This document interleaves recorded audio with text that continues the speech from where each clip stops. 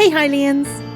I'm sure by now everyone knows what shipping is, and if you don't, well, it surprisingly has nothing to do with boats. Hey! For those who may not know, shipping is pretty simple and likely something you've done without even knowing. Shipping is basically where you take a couple characters that you like and think would be good in a relationship and, well, put them in a relationship. You can do this in many different ways, like fan art, fan fictions, or even simply just thinking about it. As long as you enjoy those characters together, that's a ship.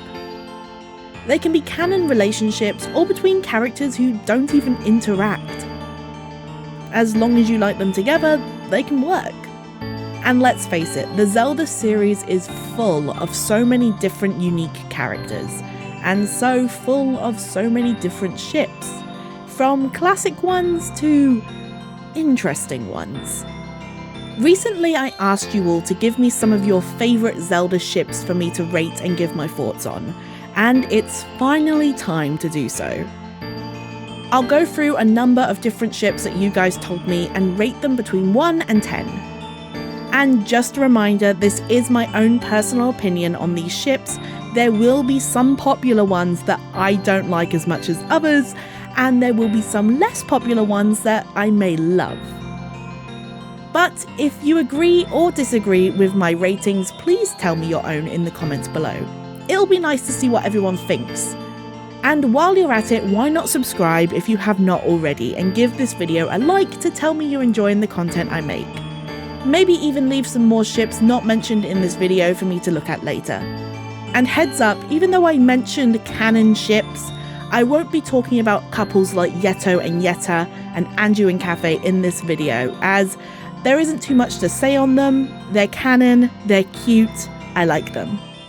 Now with the intro all done, let's start with the first couple.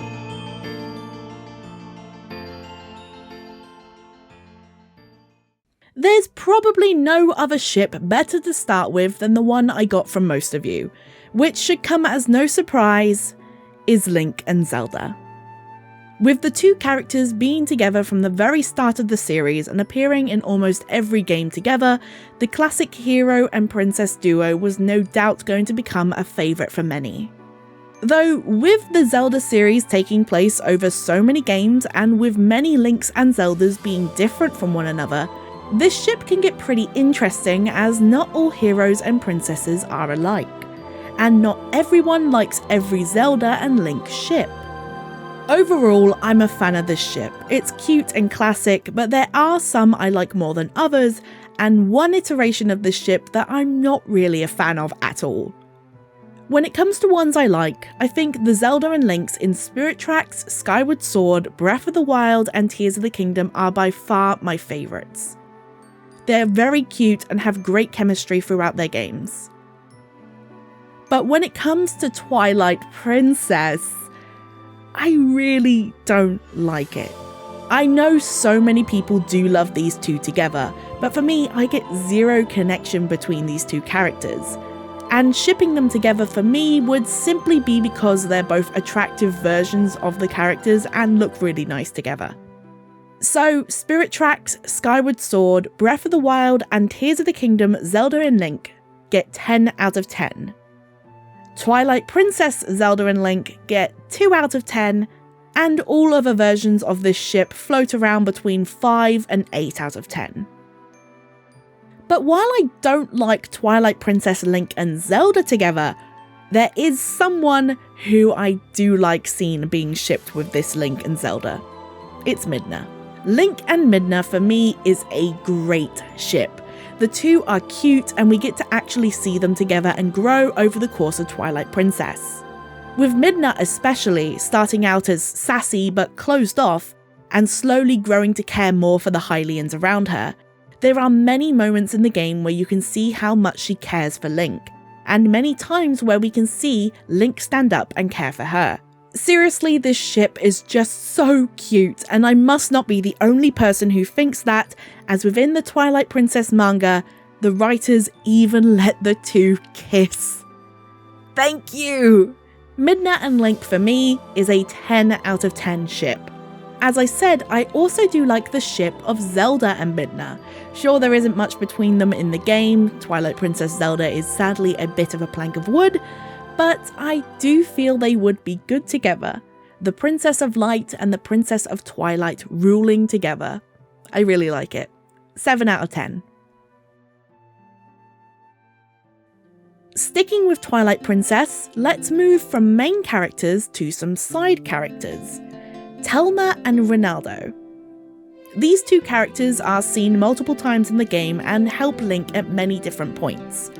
Both are shown to be caring characters who can also get stuff done in their own ways, with Renaldo being more calm and collected, and Telma at times getting right into the action.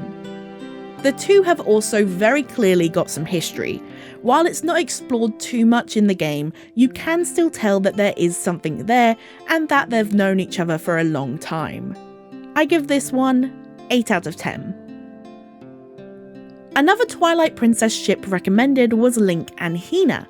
Hena is found in the fishing hole around Lake Hylia. When you go and see her, you can rent a boat from her and go fishing with her.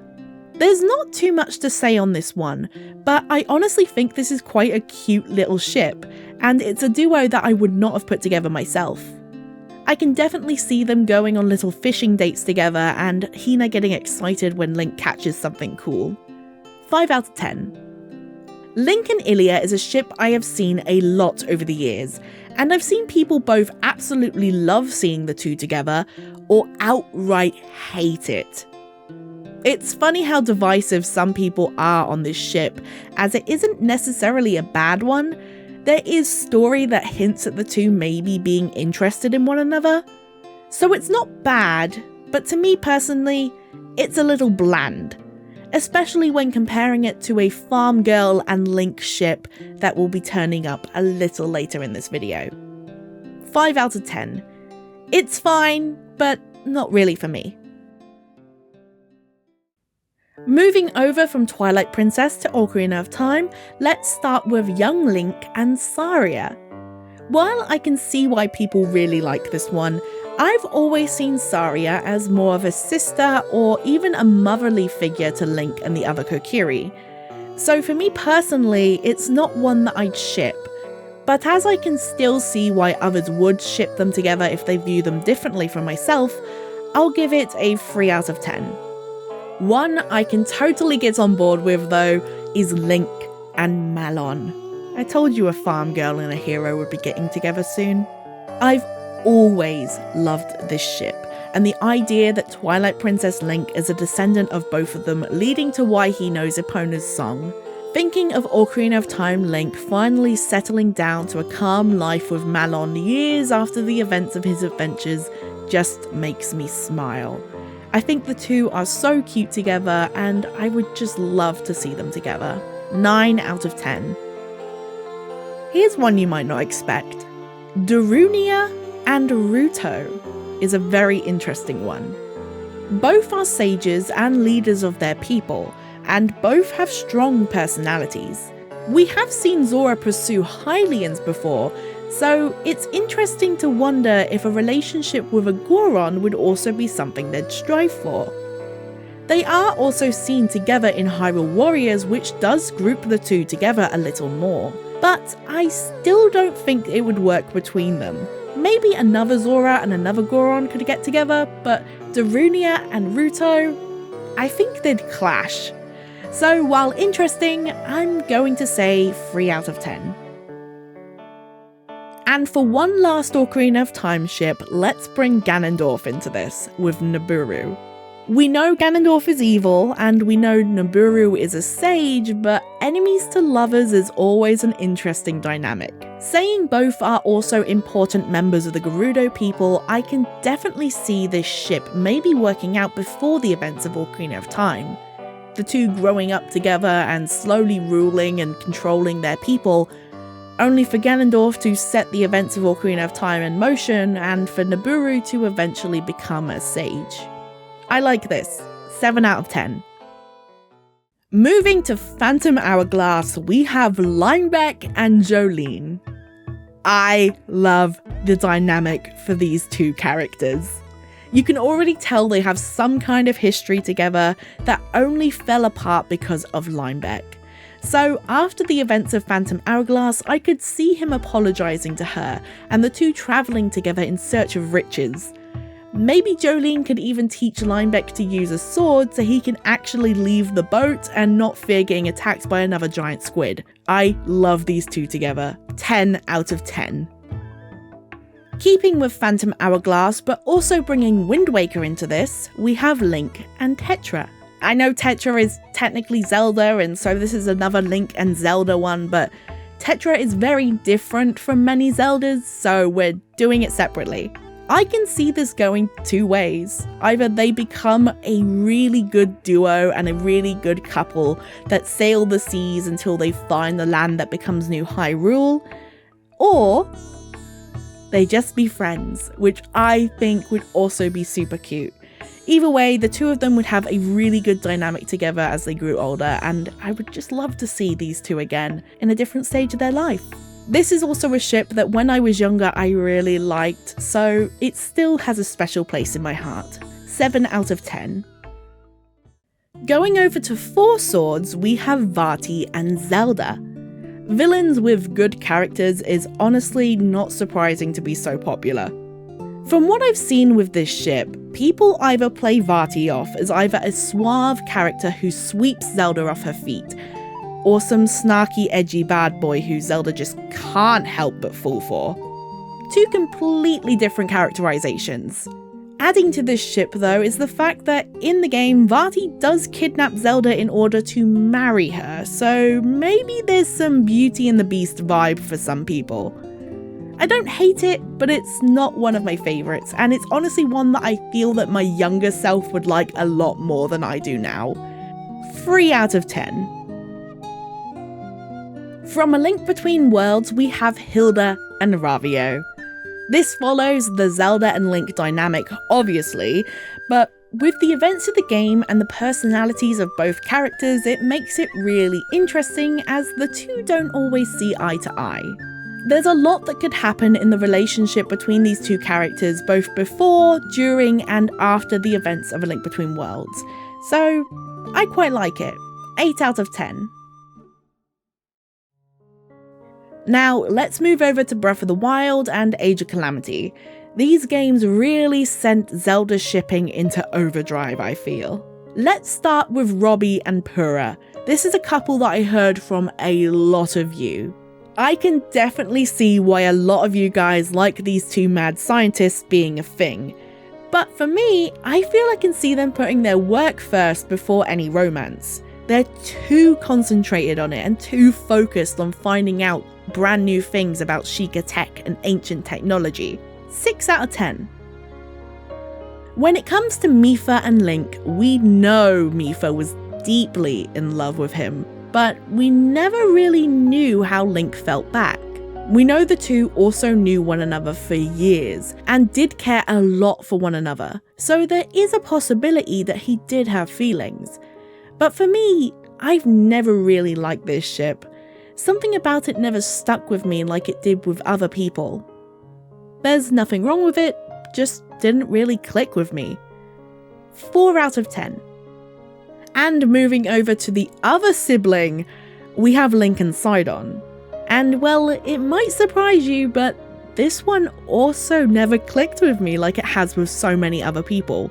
Please don't kill me. It's kind of strange that for two very popular ships, I don't really have anything to say on them. Again, I don't really mind it, and there's been so much cute artwork that I've seen over the years, but it's just not for me and didn't really click. 4 out of 10. Just like Mipha.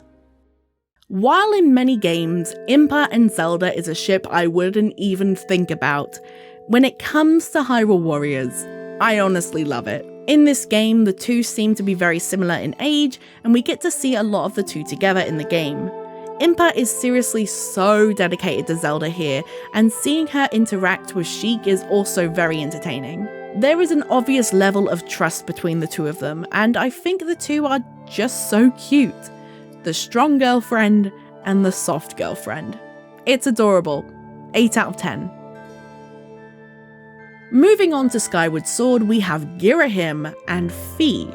This is clearly an opposites attract kind of ship, with them being on different sides and having different personalities, but also both being sword spirits. It'll be that one thing that connects the two of them.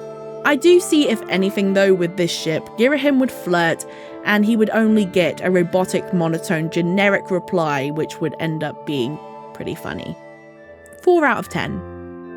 Groose and Impa is an interesting one. I feel, if anything, it would kind of have the Linebeck and Jolene vibes, with Impa being the strong warrior who knows what she wants, and Groose being the overconfident goof. I do like the idea, but how would Groose feel if he fell for Impa, only to find out she was the old woman he'd been looking after in the present time? I'll say 5 out of 10. You could probably come up with quite a sweet story with them. Hylia and Demise. While completely unrealistic for the two of them, I've always loved the idea of the goddess and the demon king having some kind of forbidden love. It again plays on the enemies to lovers trope, but yeah, I'm kind of a bit of a sucker for that. 9 out of 10. And finally, any ship with Tingle is a 0 out of 10. I am not even looking into that.